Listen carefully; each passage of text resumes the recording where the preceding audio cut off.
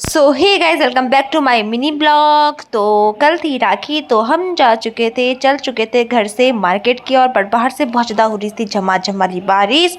और यहाँ पर हम खड़े होकर कर रहे थे टेम्पो का इंतज़ार।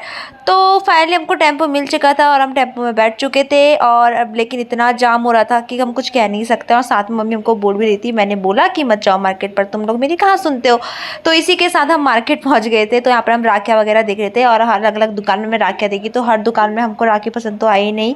तो इसी के साथ फिर हम चलते हम लोग पहुंचे एक और राखी वाली शॉप में। तो हमने कहा चलो यहाँ तो हमें राखी पसंद आएगी, बट यहाँ से हमें फाइनली राखी पसंद आ गई थी जो कि अलग अलग हमें अच्छी सी और यूनिक सी लगी, तो हमने वो ले ली थी, जो मेरे आपको राखी वाले ब्लॉग में दिख जाएगा कि हमने कौन सी राखी ली थी। तो इसी के साथ यहाँ पे बहुत सारी राखियाँ जैसे आप देख सकते हो कितनी सुंदर सी लगी हुई है, तो मन तो करता था कि सारी ले लो। तो इसी के साथ जन्माष्टमी के झूले भी दिखाई दे रहे थे, क्योंकि अब जन्माष्टमी आने वाली है। तो ये चीज़ हमको मार्केट में चली थी और मार्केट में इतनी ज़्यादा भीड़ हो रही थी और इतनी ज़्यादा बारिश हो रही थी, कुछ कह नहीं सकते हैं।